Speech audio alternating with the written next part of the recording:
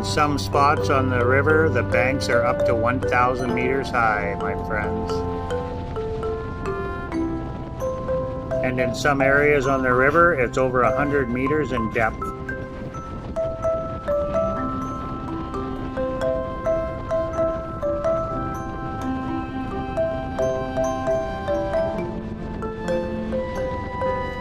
Now, we only seen a few crocodiles on the river, but we also seen a couple of spider monkeys, as well as lots of waterfowl.